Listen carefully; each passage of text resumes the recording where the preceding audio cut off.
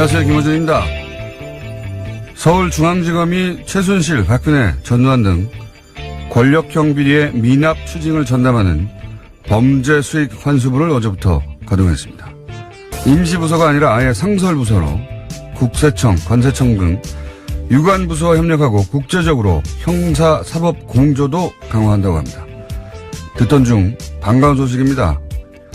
권력형 비리로 부를 축적한 자들에 대한 단죄는 그들이 축제한 자산을 끝까지 추적해 전액 국고로 환수해야지 제대로 마무리가 되는 거죠.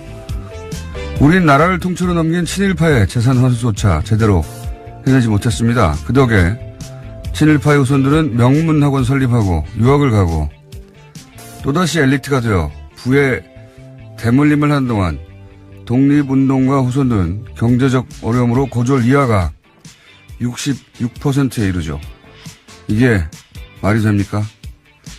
이런 역사를 이제 끝내야 합니다.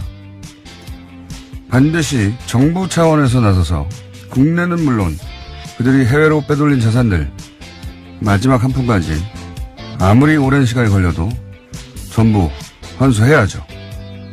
그렇게 못하는 나라는 나라도 아닌 겁니다. 범죄 수익 환수부의 권투랩입니다. 김호준의 박수였습니다.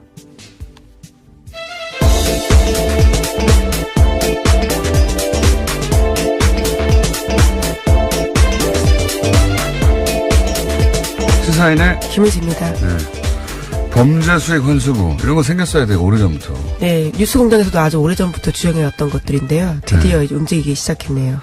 드디어 이제 상설 부서가 생기는 거예요. 서울지검 윤석열 지검장 하에. 우리가 이제 뭐 일제 청산 못했다고 프랑스 예 들고 그러는데 프랑스가 이제 대표적인 예인 거지 다른 나라도 다 마찬가지예요. 뭐 예를 들어서 노르웨이도 그 부역자들 재산을 전부 환수했어요. 그리고 그 전쟁으로 피해를 입은 사람한테 다 분배해버렸어요, 그때. 예. 뭐, 벨기에 같은 나라도 다 환수했습니다. 개인재산 몰수하고, 만약에 부역자가 사망했다. 그러면은, 그 가족들한테, 가족들 재산을 몰수해버려서 굉장히 잔인하게 보이는데, 다시는 그런 일이 없도록 하려는 거거든요. 예. 시한도 없어요, 시한도. 예. 우리는, 친일파라고 감옥에 간 사람이 없습니다. 부역자 처벌을 이렇게 단 한 명도 안 한 나라도 없어요, 정말. 말도 안 되는 거죠. 불행한 역사가 다시 반복되면 안 될 텐데요. 2016년 기준으로 보면 환수 금액이 3%도 안 된다라고 합니다. 그렇기 때문에 더욱더 이번에 출범한 것들에 대해서 박수를 쳐야 될 것 같은데요. 이게 1세대가 부역을 했어요. 근데 재산이 부역한 덕분에 늘었어요, 어마어마하게. 그러면 2세는 그 재산에 또 혜택을 누리는 겁니다. 그리고 또다시 권력 혹은 그 주변에 가서 또다시 그 혜택을 누리는 거예요. 반면에 그 싸운 사람들은 혜택을 못 입고 거꾸로 돼야 되는데 말도 안 되는 거거든요. 예. 아무리 오래 걸려도 끝까지 추적해야 된다. 예. 꼭 환수해야 된다 생각이 들고 6개월 이 얘기를 보면 무슨 생각이 드냐면 6개월 전에 다스는 누구 겁니까? 이런 거 시작할 때 사실 그런 얘기 많이 있었습니다. 제 주변에서도. 박근혜 최순실 집중해야 되는데 전선을 흐트러뜨린다고 뭐 다 쓰고 해봐야 되냐. 다 끝난 건데 뭐 하나마나 하다. 그런 소리 많이 했어요. 왜 안 됩니까? 해보지도 않고. 네. 사실 다들 다스 주인이 누군지 뻔히 알고 있었잖아요. 기자들 다 알고 있었어요. 그리고 거기 차명대사니까 다 몰랐나요? 다 알았죠. 그냥 둔 겁니다. 그냥 어쩔 수 없다고. 예, 시작하면 끝을 봐야 되고. 예. 반드시 해야 한다. 해외 도피 재산 있죠. 최순실, 이명박 전 대통령도 저는 있는 것으로 알고 있습니다. 다 찾아내야 한다. 범죄 수익 환수 이름 좋네요. 예, 다스 해외 공장에서 빠진 돈들이 있다라는 소식들을 몇 번 전해드린 바가 있는데요. 그것이 비자금으로 만들어진 게 아니냐라는 의심이 계속 사고 있습니다. 우리나라에서 이거 환수 제대로 안 하니까 다 해외로 빼돌리는 거 아니에요. 예. 그리고 1세대에서 뭐 감옥 좀 가고 그 재산은 고스란히 남아서 2세대가 또 누리고 또 부활하는 거예요. 최순실도 이 재산 다 뺏지 않으면 자기들이 일해서 번 돈이 아니지 않습니까? 당한수해야 된다. 아무리 오래 걸려도. 기자들도 이런 거 모른 척하면 안 되는 거예요. 붙어가지고 끝까지 찾아야 되는 끝까지. 예. 제가 10년 동안 이명박 전 대통령 쫓아다녔듯이 끝까지 해야 되는 거예요. 자, 첫 번째 뉴스는 뭡니까? 네, 어제 우병우 전 민정수석의 1심 선고가 있었습니다. 최순실 사태를 방조한 책임이 크다면서 징역 2년 6개월을 선고했는데요. 재판부는 최순실 씨의 국정농단을 알면서도 민정수석으로서 어떤 조치도 취하지 않았다라고 밝혔습니다. 또 최순실을 모른다라고 했던 우 전 수석의 주장도 거짓이라고 판단했습니다. 뉴스가 문제가 아니라 김은재 기자가 지금 감기가 들어가지고 보니까.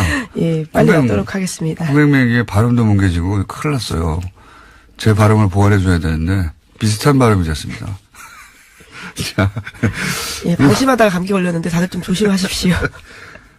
우병우 전 수석은 최순실을 모른다고까지 부인했죠. 예. 네, 그래서 재판부가 반성하는 태도가 전혀 없다라면서 이에 대해서도 비판을 했습니다. 어떻게 모를 수가 있습니까? 이건 말도 안 되는 거고 재판부도 그 부분에 대해서 반성 안 한다고 그런 거예요. 어떻게 모를 수 있냐고. 알면서도 사실은 방관, 소극적인 거거든요. 그게 아니죠. 적극적으로 협조했죠. 예. 그런 정황은 너무 많은데, 그리고 이 재판이 형량이 너무 낮지 않냐 하시는 분들도 있고, 그런 논란도 있을 수 있는데, 재판이 이게 끝이 아닙니다. 시작이에요. 예. 네, 또 다른 재판도 진행되고 있습니다. 현재 구속된 상태에서 재판을 받고 있는데요. 공무원과 민간인 불법 사찰 혐의에 대해서도 재판받고 있는 중입니다. 본인이 거의 무소불위의 권력을 누린 만큼 이제 끈떨어진 개인이 돼서 예.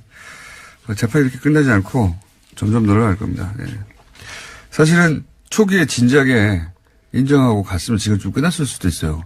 더 파지 않고 검찰이. 원래 이제 사건이 너무 많기 때문에 일일이 다 할 수 없거든요. 근데 그 구속영장 계속 기각되면서 그렇죠. 계속 검찰이 더 팠거든요. 예. 혐의가 점점 늘어났습니다. 자, 우병우. 이제는 이제 박근혜 전 대통령밖에 안 남았네요. 소위 국정농단 사태 관련해가지고. 예, 다음 주에 우선 결심 선고가 있습니다. 박근혜 전 대통령도요. 자, 다음 뉴스는요? 네, 강원랜드 채용비리 관련 수사단이 채용비리 자체와 수사 외압을 동시에 수사하고 있는 중인데요. 이 수사단이 그제 최종원 전 춘천지검장 등에 대해서 압수수색을 진행했습니다. 이 사람들은 2016년, 2017년 강원랜드 사건을 수사했던 검찰의 주요 관계자인데요. 여기 압수수색 영장에 대해서 눈에 띄는 부분이 있습니다. 김순환 전 검찰총장이 피의자로 적시되어 있다고요. 오늘 아침 동아일보가 보도했습니다. 이거 대단한 겁니다. 예, 바로 직전 검찰총장이에요. 예. 검찰이 바로 직전 검찰총장을 피의자로 적시해서 압수수색 영장을 청구했다는 건 수사 의지가 지금 보통이 아니라는 거거든요. 예, 이게 이제 잘못 수사하면 큰일 난다. 이런 인식이 있는 것 같고, 이거 관련해서 이제 권성동 의원이 계속 화제가 될 수밖에 없는 게, 그 이름이 채용 청탁하는 명단에 써 있거든요. 네, 예. 그렇죠. 또 대포폰에서 나온 통화 녹취에도요, 권 의원과 관련된 부분들이 있습니다. 최흥집 전 사장. 예, 강원랜드 사장이었습니다. 채용 관련해서 뭐 거의 95% 이상, 전부죠, 전원. 예. 사실상 전원, 그 청탁 비리가 있는 그 채용 비리를 저지른 당사자예요. 예.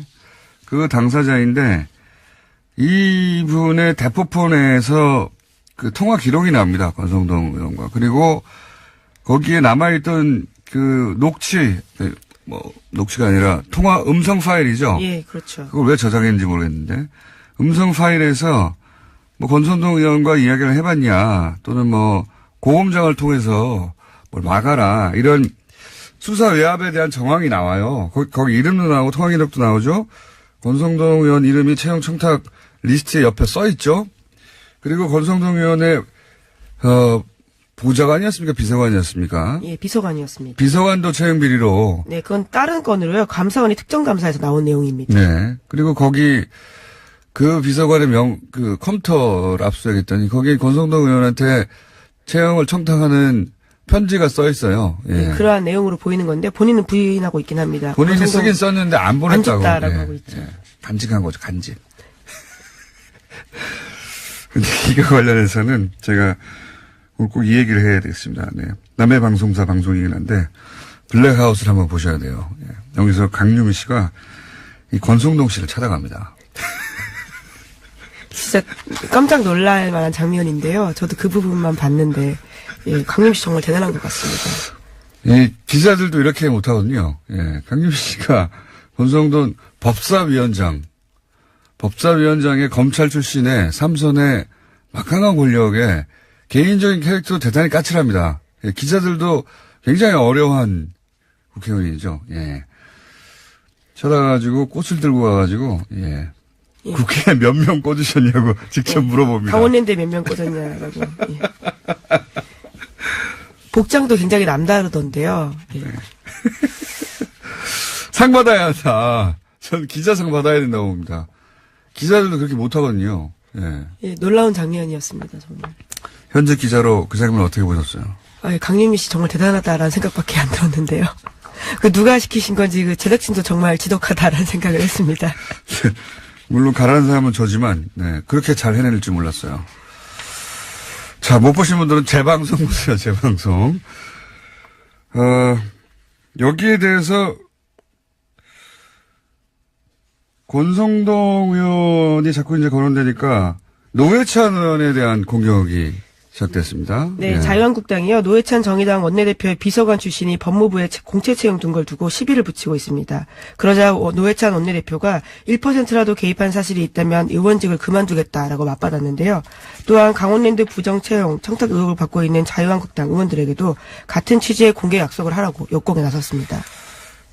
이 강원랜드는 그 청탁 의혹 대상이 된 의원들이 있는데 전현직 7명이 다 자유한국당이거든요.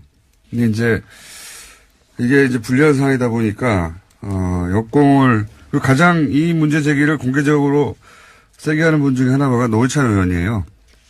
네, 같은 법사위에 또 있기도 하고요. 네, 법사위에 있다 보니까, 노회찬 의원에 대해서 이제 노회찬 의원의, 전직 보좌관이었습니까? 비서관이군요. 네, 비서관 중에 한 사람이, 사임을 한 이후에. 예, 법무부에 공개 채용이 됐다고 네, 공채로 공개 들어간 채용. 건데요. 그러니까 이게 이제 법사위에 있는 국회의원의 비서관이 관두고 나서, 법무부에 갔으니까, 법사위가 사실은 뭐라고 합니까? 법사위 피감기관이 되는 곳에 갔으니까 문제 제기를 한 겁니다. 이거 일종의 채용비리 아니냐라고 이제 잘못 건드렸죠. 예. 이건 제가 보기엔 노회찬 대표를 잘못 건드린 거라고 봅니다. 이런 사안은 전투력도 빵빵하고요. 이렇게 말했죠. 제가 보낸 사람이 아니라 저를 떠난 사람이라고 한마디로 압축해가지고 노회찬 대표는 저희가 고정이긴 한데 사안이 긴급 발생하여 3부에서 인터뷰 잠깐 하려고 합니다. 네, 기다려주시고요. 다음 순 뭡니까? 네, 통일부가 어제 김영철 북한 노동당 중앙위원회 부위원장을 단장으로 하는 북한 고위급 대표단이 오는 25일부터 2박 3일 일정으로 온다고 밝혔습니다. 평창 동계올림픽 폐막 행사 참석을 위해서인데요. 김영철 부위원장은 대남 정책을 총괄하고 있는 당 통일전선 부장을 맡고 있습니다. 그렇군요. 요건 관련해서는 저희가 정세현 전 통일부 장관하고 또 잠시 후에 인터뷰를 할 예정인데 이 관련 보도 관해서 제가 꼭 짚고 싶은 부분은, 김영철 북한 노동당 중앙위원회 부위원장, 통일전선부장, 대남정책 총괄, 뭐 이런 역할인데, 여기서 보도를 할 때 연합, YTN, 특히 천안함 피격 사건을 주도한 것이라고 기정사실에서 보도하고 있어요. 자기들 어떻게 합니까? 자기들이 북한에 가서 들었대요? 이게 이제 프레임이거든요. 그러니까 이제 지금 김영철 통전부장이 오는 것이 이게 우리로 치면 국정원이 하는 역할이라고 해야 될까요? 예. 이거 자세히 이제 제가 정세현 전 장관하고 얘기하겠는데 보도가 다 주도했다고 나와요. 어떻게 합니까? 제가 그게 궁금합니다. 어떻게 하는지. 요걸로 이제 아마도 천안함을 피격한 사람이 맞는데, 이걸로 이제 그 회담을 한다고 공격하려고 하는 것 같아요, 보수 진영에서. 네, 현재 자유한국당이 그런 스탠스를 취하고 있습니다. 자유한국당은 그렇게 공세를 취할 수 있습니다. 있는데, 연합하고 YTN은 특히 계속 보도 이렇게 하던데 주도한지 어떻게 하냐고요, 당신들이. 기사를 그냥 주도했다고 계속 쓰던데. 자, 이거 큰 문제입니다. 기정사실화 하는 거거든요. 보도를 할 때. 다음 순 뭡니까? 네, 대법원 출입기자단이 이재용 삼성전자 부회장 2심 판결문을 공개했던 오마이뉴스에 대해서 1년 출입정지라는 중징계를 내렸습니다. 오마이뉴스가 지난 9일에 공범자 이재용, 피해자 이재용, 엇갈린 1, 2심 판결문 전문 공개라는 제목으로요. 2심 판결문 전문을 실어서 보도한 바가 있습니다. 그에 대해서 기자단 내규 위반이라면서 징계 한 건을 올렸고요. 그리고 그런 징계를 확정했다라고 합니다. 원래 뭐 기자단들끼리 자신들만의 규율 혹은 내규 이런 게 있어요. 왜냐면은 안 그러면 경쟁 속에서 엠바고가 깨지기도 하고. 근데 이제 판결문을 공개한 것에 대해서 원세훈 판결문 때는 공개했는데 이런 문제 제기가 없었습니다. 예, 2014년 9월 25일에요. 똑같이 오마이뉴스가 원세훈 전 국정원장의 판결문 전문을 공개한 바가 있는데요. 그에 대해서는 문제 제기하지 않았습니다. 그렇게 예를 들어서 법원에서 중요한 판결 나왔을 때 이게 이제 너무 빨리 공개되거나 전문을 공개해버리면 이제 법원에서 협조를 받을 수 없다. 예, 그런 취지의 주장들을 하고 있는 건데요. 그런 건데 기자단 쪽에서. 지금 1년 동안 출입을 못하게 해버린 거잖아요. 이거는 아무리 봐도 과한데 이건 저희가 직접 입장 한번 들어보겠습니다. 예, 오마이뉴스 측의 입장도 한번 들어보고 출입기자단의 입장도 누가 인터뷰 응할지 모르겠는데 삼성이라서 너무 과하게 때린 게 아닌가 하는 문제 제기가 있을 수 있습니다. 자, 다음 뉴스는요. 네, 트럼프 관련된 소식도 전해드리겠는데요. 도널드 트럼프 미국 대통령이 지난 14일에 플로리다주에서 있었던 총격 사건에 대해서 놀라운 제안을 했습니다. 그에 대한 대책으로 교사의 무장을 제안한 건데요. 훈련받은 교사가 총을 휴대하는 방안을 검토하겠다라고 이야기했습니다. 예, 또 특수훈련을 받은 교사가 총기를 소지한다면 누구도 총을 가질 수 있지 않은 상황을 피할 수 있다라는 식의 주장도 했습니다. 그러니까 트럼프의 주장은 전 국민이 다 총을 가지면 네, 맞서 싸우라는 총기 거죠. 사고가 안 난다는 주장이 정신 상태를 점검해야 돼요. 진짜 이게 말이 됩니까? 이렇게 된다는 얘기는 보안관이 교사가 돼야 된다는 거예요. 전부 다. 예, 심지어 피해자 학생과 부모 앞에서 이런 식의 이야기를 했습니다. 야, 그러면서 총선 학생이 아픈 사람 정신건강이 예, 문제라고 그러는데 했죠. 본인 건강을 점검해야지 어떻게 학생들 문제 제기한 거 이거거든요. 어떻게 고등학생이 기관총을 살 수 있냐. 네. 반자동 소총을 살 수 있냐. 반자동 소총이지 자동으로 쏘는 거거든요. 네, 그 네? 전쟁 무기라는 전쟁 무기죠, 전쟁 무기. 주장을 하고 있습니다. 예. 전쟁 무기죠. 제가 말씀드렸잖아요. 슈퍼에 가면 살 수 있다고. 신분증만 하시라면. 그러면은 그렇게 팔 수 없게 만들어야 된다. 이게 정상적인 반응이잖아요. 그게 아니라 선생님들이 이제 총을 들고 다니면 된다. 이게 어떻게 이게 말이나 되는 소리입니까? 예, 심지어 그 자리에 있었던 학생들이 호주 예를 들면서요. 호주 같은 경우에는 판매 금지에서 굉장히 의미가 있게 됐다. 총격 사건 제로였다라고 이야기했는데요. 제안을 다르게 한 겁니다. 호주에서도 한 20여 년 전에 이런 이제 학생들이 이제 이 반자동 소총 들고 와가지고 비싼 사건이 있었어요. 즉각 금지했죠. 그래서 총기 판매를. 그래서 없어져 버렸어요. 네, 학교 그렇습니다. 내에서 이런 총기 사고가. 근데 미국은 학교 내 총기 사고가 이게 한 번이 아니거든요. 그때 그 대통령 거기다 대고 이제 교사가 총을 소지하면 된다고. 네, 그래서 지금 미국의 10대들은요. 미 넥스트 운동을 벌이고 있습니다. 해시태그를 해서 야. 다음은 내가 될 수도 있다라는 이야기를 하고 있는 이건 거죠. 제정신이 이건 제정신이 아니라고 해줘야 돼요. 그냥 어떻게 이럴 수가 있습니까? 대통령이 할 수 있는 말이 아니죠. 그래서 선생님들이 총을 빨리 사서 그 학생을 제압했으면은 금방 끝났을 텐데 이렇게 말했다는 거 아닙니까? 이게 제정신입니까? 이거 제정신이 아니에요. 그냥 누구도 생각해낼 수 없는 논리예요. 근데 대통령이 피해 학생 앞에서 이렇게 그렇죠. 얘기한다는 게 그것도 불러가지고 정말. 위례와 제안을 하는 자리에서 네. 나름의 제안을 한다고 이런 이야기를 한 겁니다. 야, 백악관에서 불러가지고 피해자 학생들하고 학부모도 불렀죠, 어째. 예. 정말 말도 안 되는 사람입니다. 말도 안 되는 사람. 자, 여기까지 하겠습니다. 시사인의 김은지였습니다. 감사합니다. 민주평화당의 당직을 맡을 수 있다고 해서 예, 화제의 인물이 다시 되신 분입니다. 바른미래당 이상돈 의원 전화 연결되어 있습니다. 안녕하십니까? 네, 안녕하세요. 네. 전례가 없는, 들어본 적이 없는 일인데, 지금 바른미래당 소속이신데, 민주평화당의 당 정책연구원장직을 제안 받으셨죠? 네, 아직은 확정된 건 아닌데요. 네. 그러면 좋겠다는 그 당내 여론이 있습니다. 그래서 제가 당에서 특히 의원들끼리 총의를 모아서 그러면 내가 좀 거부하기는 어렵지 않느냐, 이 정도 답변을 했습니다. 네. 왜 웃어요?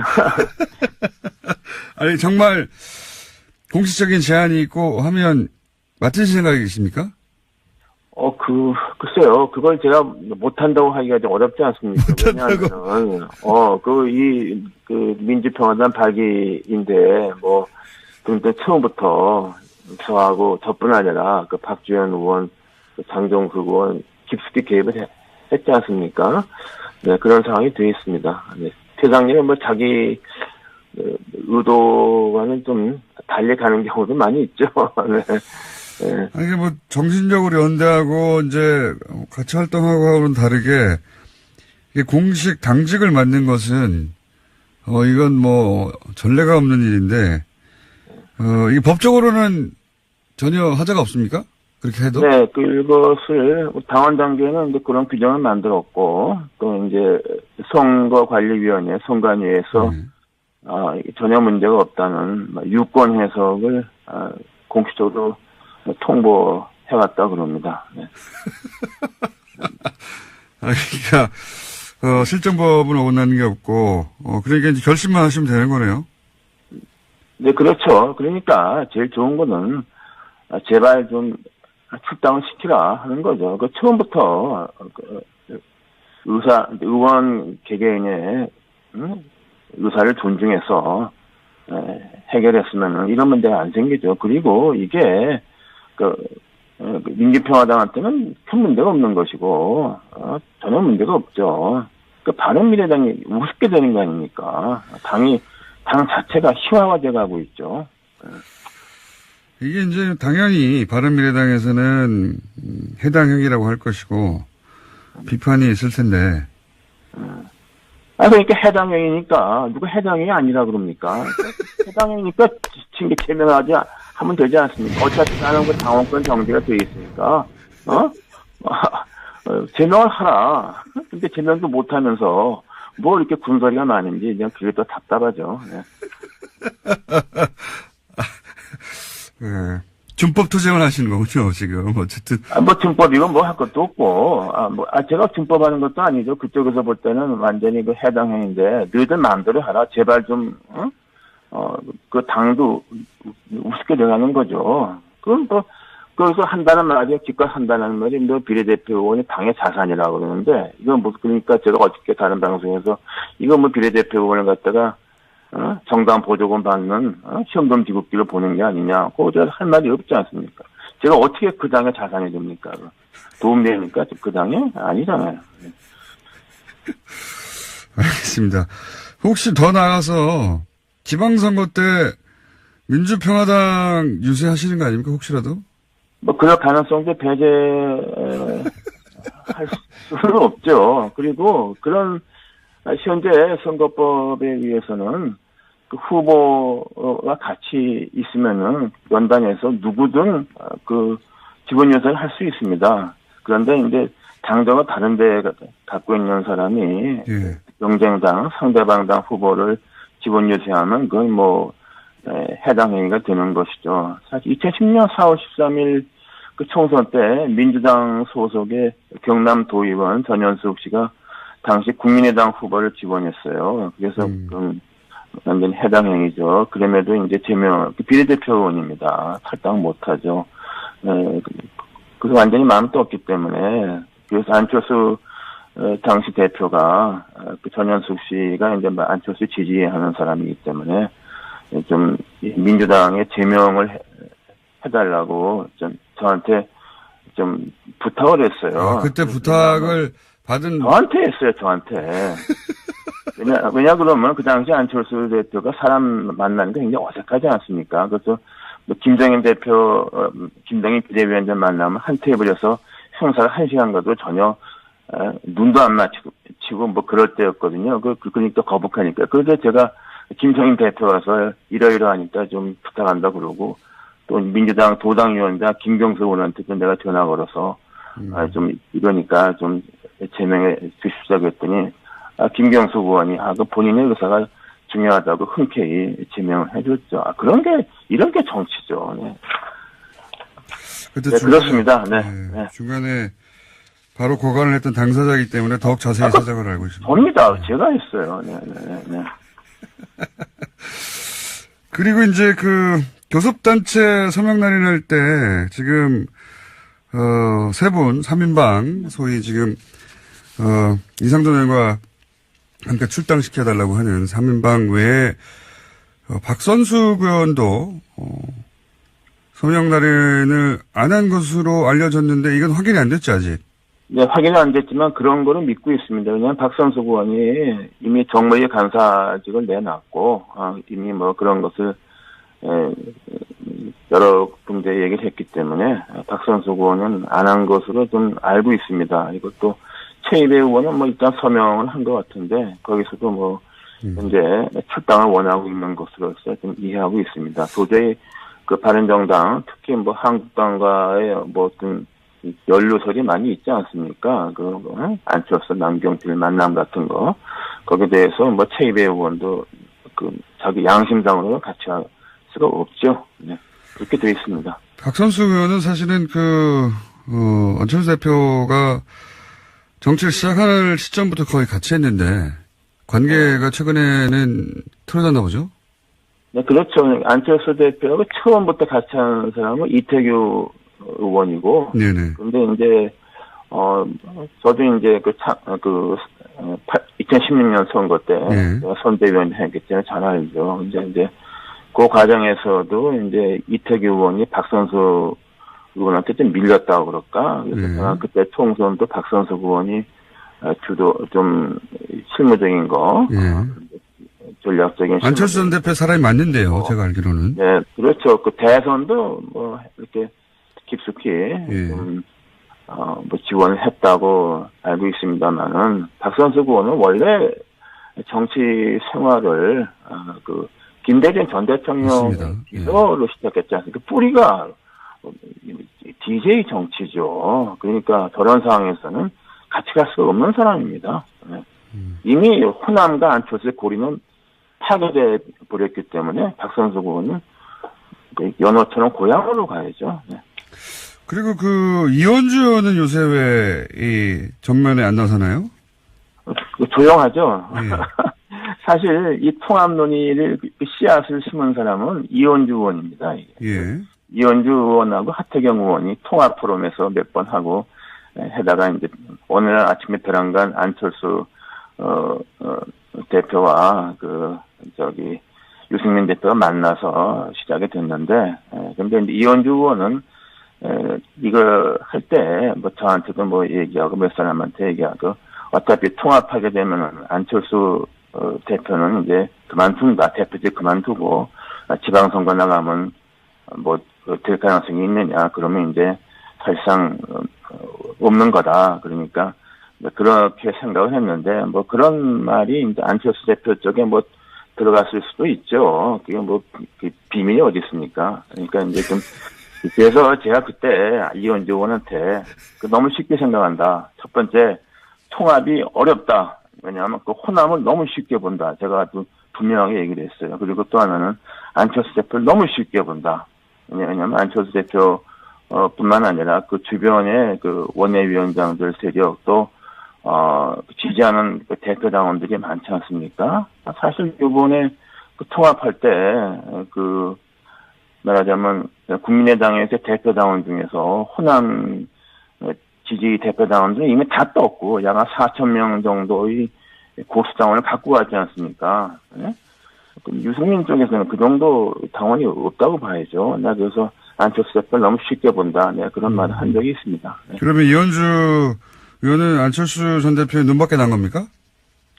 글쎄요, 눈밖에 난 게 뭐지? 제가 알 수가 없지 않습니까? 눈속에 들어가 보질 않아서. 그런데, 외관으로 볼 때, 통합의 주역이 뭐 최고위원도 안 됐으니까, 그럼 뭐가 있다고 봐야죠. 하나만 더 질문 드릴게요. 예. 지금 유승민 대표와 안철수 전 대표는 잘 지내고 있나요? 보도가 되는 거. 글쎄요. 그러니까 뭐 일단은 그게 이제 당 대표가 박주선 의원 부의장하고 공동 대표니까 예. 뭐 나이나 뭐로 현재 부의장이니까 항상 언론에서는 박주선, 유승민 나오지 않습니까? 예. 이런 구도는 유승민 대표한테 완전히 안 좋죠. 제가 그래서 유승민 대표한테 이해웅 의원 통해서 여러 가지 상황 볼 때 난 이게 유 대표한테 좋은 게 아니다. 내가 그래서 경고를 한 적이 있습니다. 그리고 제가 말씀드린 게 마찬가지로 안철수 대표를 너무 쉽게 보는 것도 아니고, 그런데 거기다가 이제 박주선 부의장까지 공동대표가 되어 있으니까, 그래서 당이 저는 그렇게 잘 되지 않는다. 그리고 공동대표한 정당이 잘 간 적이 없고, 너무 이질적인 사람들이 모여 있고, 그래서 저는 유승민 대표를 좀 아끼고 좋아하는 사람으로서 굉장히 잘못된 선택을 했다. 이렇게 생각하고 있습니다. 네, 오늘 말씀 여기까지 듣고요. 예. 일단 그러니까 그 당직을 맡으실 것 같으네요. 네. 당직을 맡고 제 예. 뜻보다는 사람은 많은 경우에 뭐 자기 의사보다 좀 이렇게 자기가 뭐 흔쾌하게 동의하지는 않아도 해야 될 경우 있지 않습니까? 그렇게 생각하고 있습니다. 네. 네. 그때 정책연구위원장이 실제 되시면 다시 한번 연결하겠습니다. 오늘 말씀 감사합니다. 네네. 지금까지 민주평화당의 정책연구위원장이 될지도 모르는 바른미래당의 이상돈 의원이었습니다. 북한이 올림픽 폐막식에 김영철 노동당 중앙위원회 부위원장을 단장으로 하는 대표단을 보내기로 했는데 야당에서는 또 크게 반발하고 있습니다. 네. 이 문제 한번 짚어보겠습니다. 정세현 전 통일부 장관, 안녕하십니까? 예, 안녕하세요. 네. 목소리가 벌써 까칠하신데, 목소리가, 그냥. 아직 지금, 아직 목이 트이질 않아서 그래요. 아, 그렇습니까? 네. 예. 지금, 제가, 좀 전에도 말하긴 했었는데, 지금, 김영철 부위원장이 천안함 폭침을 지시한 사람이다, 기획한 사람이다, 이런 식으로 기정사실한 보도들이 보수 매체를 중심으로 나오고 있기도 하고, 또 자유한국당에서는 사살해야 되는 사람이다, 뭐 이런 식의 지적이 있습니다. 우선 천안함 폭침의 배후다, 이게 밝혀진 적이 있습니까?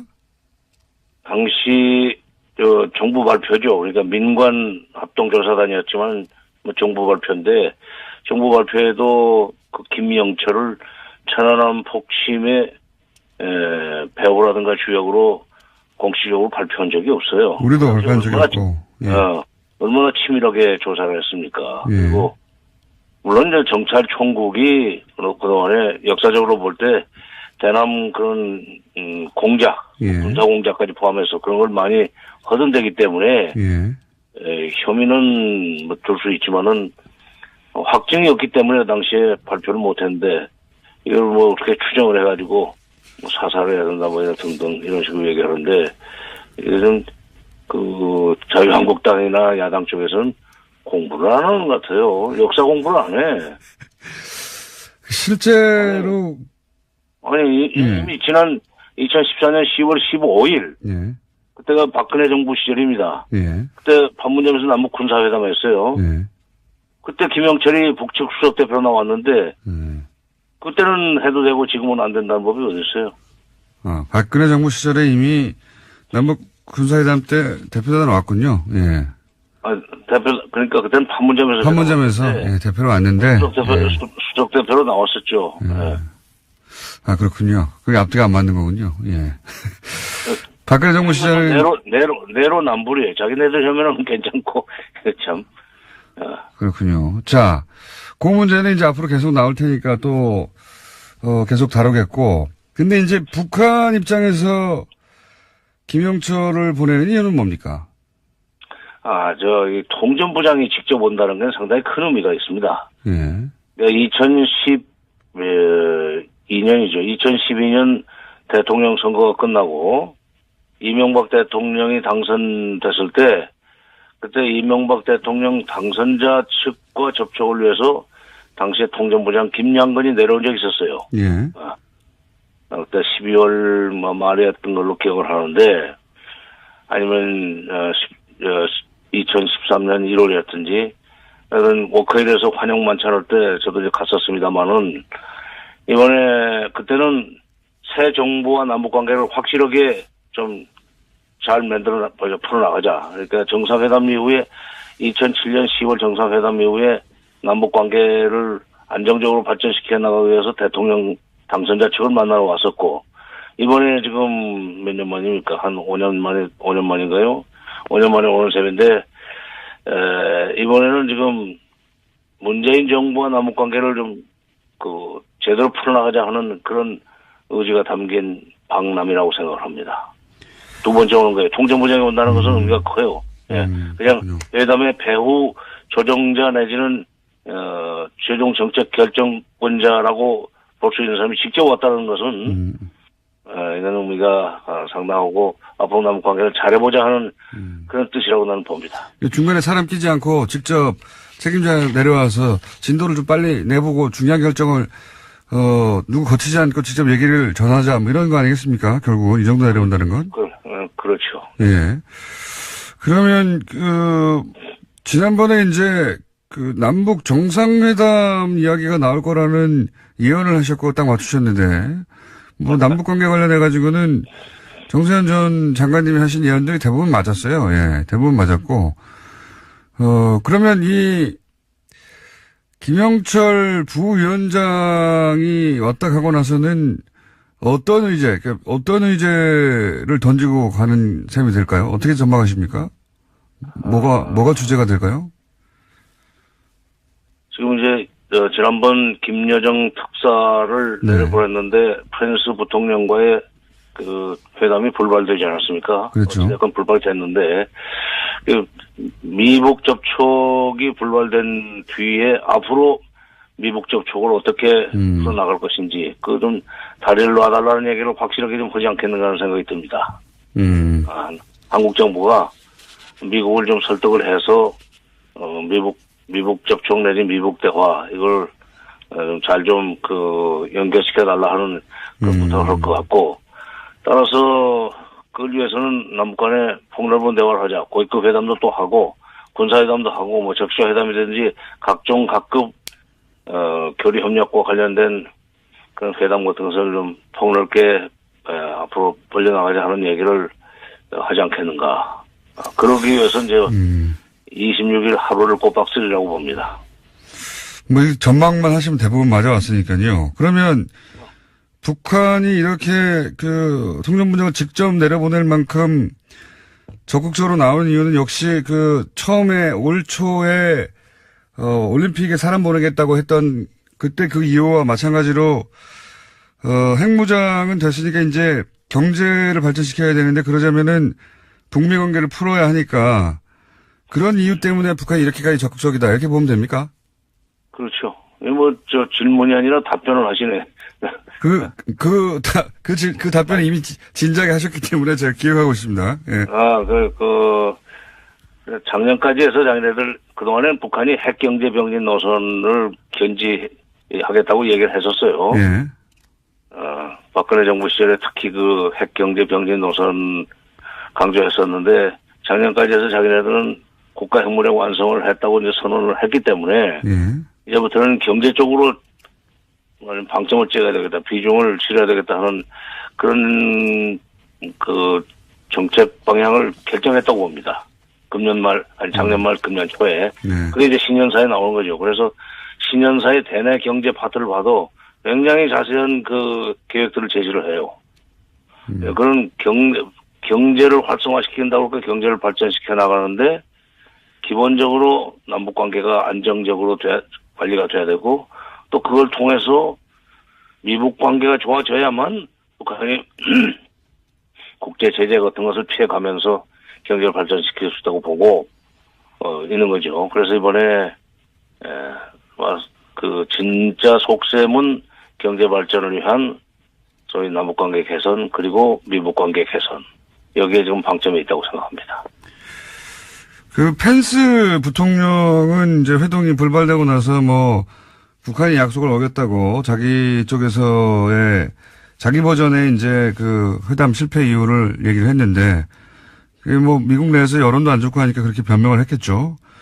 근데 이방카가 오는 게 이게 이 의미는 잘 모르겠습니다. 이 이방카가 김영철 부위원장과 만나서 이런 얘기를 할 수 있는 무슨 정치적 역량이 있거나 그런 건 아니지 않습니까? 근데 이방카의 수행원 중에 예. NSC 그러니까 국가안보회의의 아시아 담당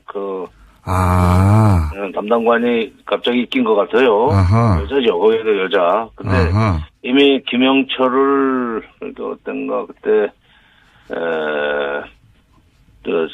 케네스 베라는 또 교포가 네. 북한에 남대없이 들어가가지고 억류돼 있다가 풀려난 적 있지 않습니까? 네네. 케네스 베를 데리고 갔던 DNI 그러니까 국가정보국장이 그 평양에 갈 때 그때 수행을 해서 가가지고 이번에 여자 그 무슨 앨리스 뭐 북한지 예. 가가지고 당시에 김영철과 지금 정보국장이 상대를 했었는데 아하. 네, 그때 배석도 하고 안면이 있기 때문에 이 얘기가 자연스럽게 나올 수 있으라고 봅니다. 그러니까 이방카보다는 앨리스 북한과 하는 여자 아시아 담당 한반도 전문가 한반도 담당관이 수행원에 있다는 것이 주목할 만한 가치가 있는 그렇군요. 이방카가 뭐 일종의 개인 장사하고 패션쇼하고 뭐 그렇게만 혹은 뭐 그 올림픽 참여만 하고 이미지만 하고 그럴 거면 NSC에서 이 사람이 따라올 필요가 없었는데 요 사람이 온 걸 보면 김영철 부위원장과의 어떤 비공식이든 만남을 예상해 볼 수도 있겠군요. 예, 그렇죠. 그리고 이방카를 보내는 거는 그냥 이번에 와서 무슨 패션쇼 가라는 건 아니고 예. 트럼프 대통령이 보내는 건데 트럼프 대통령이 아마 펜스 부통령이 와서 일을 잘못 하고 한 거에 대한 만회. 이거 보완이라고 그럴까. 그 말에 그다음에 또 한국 정부 대통령한테 확실한 메시지를 좀 전달하려고 하는 우리도 잘해보려고 그러니까 알겠습니다. 당신이 잘해봐라. 알겠습니다. 장관님 오늘 여기까지 듣겠습니다. 감사합니다. 네. 정세현 전 장관이었습니다.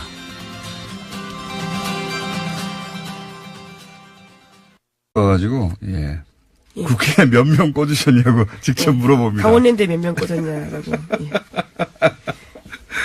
복장도 굉장히 남다르던데요. 예. 상 받아야 한다. 전 기자상 받아야 된다고 봅니다. 기자들도 그렇게 못하거든요. 예, 놀라운 장면이었습니다. 정말. 현재 기자로 그 장면 어떻게 보셨어요? 강유미 씨 정말 대단하다라는 생각밖에 안 들었는데요. 그 누가 시키신 건지 그 제작진도 정말 지독하다라는 생각을 했습니다. 물론 가라는 사람은 저지만 그렇게 잘 해낼 줄 몰랐어요. 자, 못 보신 분들은 재방송 보세요. 재방송. 여기에 대해서 권성동 의원이 자꾸 이제 거론되니까 노회찬 의원에 대한 공격이 시작됐습니다. 네, 자유한국당이요. 노회찬 정의당 원내대표의 비서관 출신이 법무부에 공채 채용 둔 걸 두고 시비를 붙이고 있습니다. 그러자 노회찬 원내대표가 1%라도 개입한 사실이 있다면 의원직을 그만두겠다라고 맞받았는데요. 또한 강원랜드 부정 채용 청탁 의혹을 받고 있는 자유한국당 의원들에게도 같은 취지의 공개 약속을 하라고 역공에 나섰습니다. 이 강원랜드는 그 청탁 의혹 대상이 된 의원들이 있는데 전현직 7명이 다 자유한국당이거든요. 근데 이게 불리한 상황이다 보니까, 역공을 그리고 가장 이 문제 제기를 공개적으로 세게 하는 분 중에 하나가 노회찬 의원이에요. 같은 법사위에 또 있기도 하고요. 네, 법사위에 있다 보니까 노회찬 의원에 대해서 이제 노회찬 의원의 전직 보좌관이었습니까? 비서관이군요. 예, 비서관 중에 한 사람이 사임을 한 이후에 예, 법무부에 공개 채용이 됐다고 네, 공채로 공개 채용. 들어간 건데요. 그러니까 이게 이제 법사위에 있는 국회의원의 비서관이 관두고 나서 법무부에 갔으니까 법사위가 사실은 뭐라고 합니까? 피감기관이 되는, 법사위 피감기관이 되는 곳에 갔으니까 문제 제기를 한 겁니다. 이거 일종의 채용비리 아니냐라고 이제 잘못 건드렸죠. 예. 이건 제가 보기엔 노회찬 대표를 잘못 건드린 거라고 봅니다. 이런 사안은. 전투력도 빵빵하고요. 이렇게 말했죠. 제가 보낸 사람이 아니라 저를 떠난 사람이라고 한마디로 네. 압축해가지고 노회찬 대표는 저희가 고정이긴 한데 사안이 긴급 발생하여 3부에서 인터뷰 잠깐 하려고 합니다. 네, 기다려 주시고요. 다음 순 뭡니까? 네, 통일부가 어제 김영철 북한 노동당 중앙위원회 부위원장을 단장으로 하는 북한 고위급 대표단이 오는 25일부터 2박 3일 일정으로 온다고 밝혔습니다. 평창 동계올림픽 폐막 행사 참석을 위해서인데요. 김영철 부위원장은 대남 정책을 총괄하고 있는 당 통일전선 부장을 맡고 있습니다. 그렇군요. 요건 관련해서는 저희가 정세현 전 통일부 장관하고 또 잠시 후에 인터뷰를 할 예정인데 이 관련 보도 관해서 제가 꼭 짚고 싶은 부분은 김영철 북한 노동당 중앙위원회 부위원. 안녕하세요, 김호준입니다. 서울중앙지검이 최순실, 박근혜, 전두환 등 권력형 비리의 미납 추징을 전담하는 범죄 수익 환수부를 어제부터 가동했습니다. 임시부서가 아니라 아예 상설부서로 국세청, 관세청 등 유관부서와 협력하고 국제적으로 형사사법 공조도 강화한다고 합니다. 듣던 중 반가운 소식입니다. 권력형 비리로 부를 축적한 자들에 대한 단죄는 그들이 축제한 자산을 끝까지 추적해 전액 국고로 환수해야지 제대로 마무리가 되는 거죠. 우린 나라를 통째로 넘긴 친일파의 재산 환수조차 제대로 해내지 못했습니다. 그 덕에 친일파의 후손들은 명문학원 설립하고 유학을 가고 또다시 엘리트가 되어 부의 대물림을 한 동안 독립운동가 후손들은 경제적 어려움으로 고졸 이하가 66%에 이르죠. 이게 말이 됩니까? 이런 역사를 이제는 끝내야 합니다. 반드시 정부 차원에서 나서서 국내는 물론 그들이 해외로 빼돌린 자산들 마지막 한 푼까지 아무리 오랜 시간이 걸려도 전부 환수해야죠. 그렇게 못하는 나라는 나라도 아닌 겁니다. 범죄 수익 환수부의 권투립입니다. 김호준의 박수였습니다.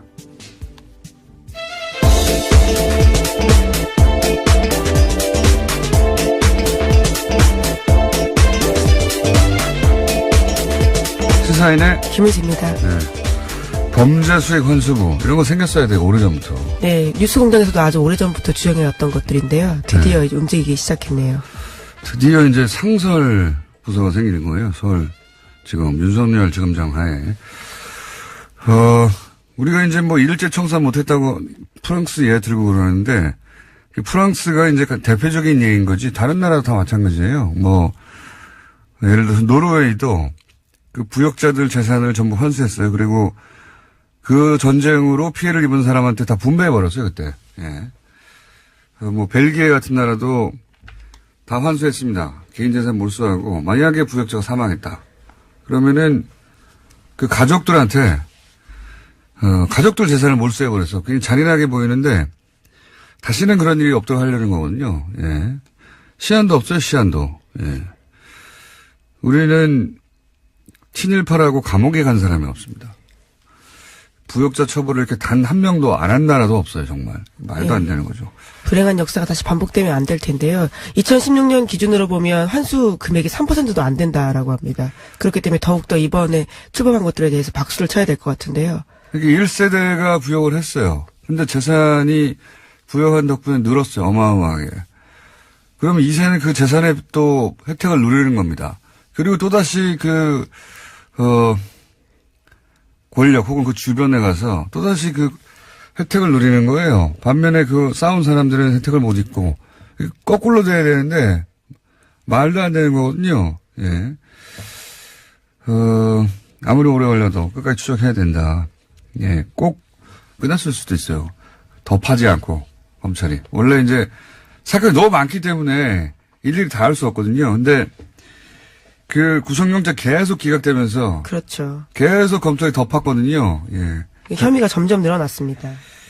자, 우병우 이제 박근혜 전 대통령밖에 안 남았네요. 소위 국정농단 사태 관련해가지고. 예, 다음 주에 우선 결심 선고가 있습니다. 박근혜 전 대통령도요. 자, 다음 뉴스는요? 네, 강원랜드 채용비리 관련 수사단이 채용비리 자체와 수사 외압을 동시에 수사하고 있는 중인데요. 이 수사단이 그제 최종원 전 춘천지검장 등에 대해서 압수수색을 진행했습니다. 이 사람들은 2016년, 2017년 강원랜드 사건을 수사했던 검찰의 주요 관계자인데요. 여기 압수수색 영장에 대해서 눈에 띄는 부분이 있습니다. 김순환 전 검찰총장이 피의자로 적시되어 있다고요. 오늘 아침 동아일보가 보도했습니다. 이거 대단한 겁니다. 예, 바로 직전 검찰총장이에요. 예. 검찰이 바로 직전 검찰총장을 피의자로 적시해서 압수수색 영장을 청구했다는 건 수사 의지가 지금 보통이 아니라는 거거든요. 예, 이게 이제 잘못 수사하면 큰일 난다. 이런 인식이 있는 것 같고, 이거 관련해서 이제 권성동 의원이 계속 화제가 될 수밖에 없는 게, 그 이름이 채용 청탁하는 명단에 써 있거든요. 네, 예. 그렇죠. 또 대포폰에서 나온 통화 녹취에도요, 권 의원과 관련된 부분들이 있습니다. 그 최흥집 전 사장. 예, 강원랜드 사장이었습니다. 예, 채용 관련해서 뭐 거의 95% 이상, 전부죠, 전원. 예. 사실상 전원, 그 청탁 비리가 있는 그 채용 비리를 저지른 당사자예요. 예. 그 당사자인데 이분의 대포폰에서 그 통화 기록이 납니다. 권성동 의원과. 그리고 거기에 남아있던 그 녹취, 뭐 녹취가 아니라 통화 음성 파일이죠. 예, 그렇죠. 그걸 왜 저장했는지 모르겠는데 음성 파일에서 뭐 권성동 의원과 이야기를 해봤냐 또는 뭐 고검장을 통해서 뭘 막아라 이런 수사 외압에 대한 정황이 나와요. 거기 이름도 나오고 통화 기록도 나오죠. 권성동 의원 이름이 채용 청탁 리스트에 옆에 써 있죠. 그리고 권성동 의원의 보좌관이었습니까? 비서관이었습니까? 예, 비서관이었습니다. 비서관도 채용 비리로. 네, 그건 다른 건으로요. 감사원이 특정감사에서 나온 내용입니다. 네. 그리고 거기 그 비서관의 그 컴퓨터를 압수하겠더니 거기에 권성동 의원한테 채용을 청탁하는 편지가 써 있어요. 예. 네, 그러한 내용으로 보이는 건데 본인은 부인하고 있긴 합니다. 본인이 쓰긴 썼는데 안 보냈다고. 안 줬다라고 예. 하고 있죠. 예. 간직한 거죠, 간직. 근데 이거 관련해서는 제가 오늘 꼭 이 얘기를 해야 되겠습니다. 네. 남의 방송사 방송이긴 한데 블랙하우스를 한번 보셔야 돼요. 예. 여기서 강유미 씨가 이 권성동 씨를 찾아갑니다. 진짜 깜짝 놀랄 만한 장면인데요. 저도 그 부분만 봤는데 예, 강림 씨 정말 대단한 것 같습니다. 이 기자들도 이렇게 못하거든요. 예. 강유미 씨가 권성동 법사위원장의 검찰 출신의 삼선의 막강한 권력에 개인적인 캐릭터도 대단히 까칠합니다. 예, 기자들도 굉장히 어려워한 국회의원이죠. 예. 찾아가지고 꽃을 들고 원장, 예. 통일전선부장, 대남정책총괄, 뭐 이런 역할인데, 여기서 보도를 할 때 연합, YTN, 특히 천안함 피격 사건을 주도한 것이라고 기정사실에서 보도하고 있어요. 자기들 어떻게 합니까? 자기들이 북한에 가서 들었대요? 이게 이제 프레임이거든요. 그러니까 이제 지금 김영철 통전부장이 오는 것이 이게 우리로 치면 국정원이 하는 역할이라고 해야 될까요? 예. 이거 자세히 이제 제가 정세현 전 장관하고 얘기하겠는데 보도가 다 주도했다고 나와요. 어떻게 합니까? 그걸 제가 그게 궁금합니다. 어떻게 하는지. 요걸로 이제 아마도, 천안함을 피격한 사람이 맞는데, 이걸로 이제 그 회담을 한다고 공격하려고 하는 것 같아요. 보수 진영에서. 네, 현재 자유한국당이 그런 스탠스를 취하고 있습니다. 자유한국당은 그렇게 공세를 취할 수 있습니다. 있는데, 연합하고 YTN은 특히 계속 보도 이렇게 하던데 주도한지 어떻게 하냐고요, 당신들이. 기사를 그냥 주도했다고 계속 쓰던데. 자, 이거 큰 문제입니다. 기정사실화 하는 거거든요. 보도를 할 때. 다음 순 뭡니까? 네, 대법원 출입기자단이 이재용 삼성전자 부회장 2심 판결문을 공개했던 오마이뉴스에 대해서 1년 출입정지라는 중징계를 내렸습니다. 오마이뉴스가 지난 9일에 공범자 이재용, 피해자 이재용, 엇갈린 1, 2심 판결문 전문 공개라는 제목으로요. 2심 판결문 전문을 실어서 보도한 바가 있습니다. 그에 대해서 기자단 내규 위반이라면서 징계 한 건을 올렸고요. 그리고 그런 징계를 확정했다라고 합니다. 원래 뭐 기자단들끼리 자신들만의 규율 혹은 내규 이런 게 있어요. 왜냐면은 안 그러면 경쟁 속에서 엠바고가 깨지기도 하고. 근데 이제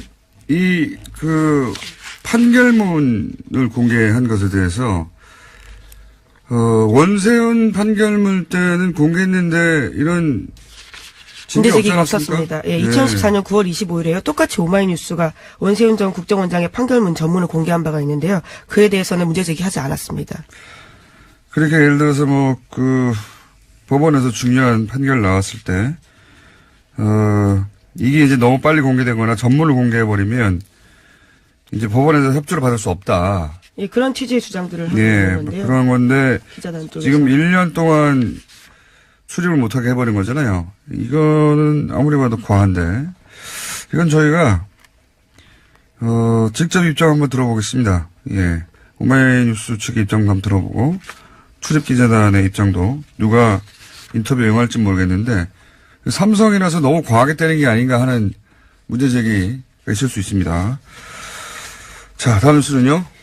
네, 트럼프 관련된 소식도 전해드리겠는데요. 도널드 트럼프 미국 대통령이 지난 14일에 플로리다주에서 있었던 총격 사건에 대해서 놀라운 제안을 했습니다. 그에 대한 대책으로 교사의 무장을 제안한 건데요. 훈련받은 교사가 총을 휴대하는 방안을 검토하겠다라고 이야기했습니다. 예, 또 특수훈련을 받은 교사가 총기를 소지한다면 누구도 총을 가질 수 있지 않은 상황을 피할 수 있다라는 식의 주장도 했습니다. 그러니까 트럼프의 주장은 환수해야 된다 생각이 들고 6개월 이 얘기를 보면 무슨 생각이 드냐면 6개월 전에 다스는 누구 겁니까 이런 거 시작할 때 사실 그런 얘기 많이 있었습니다. 제 주변에서도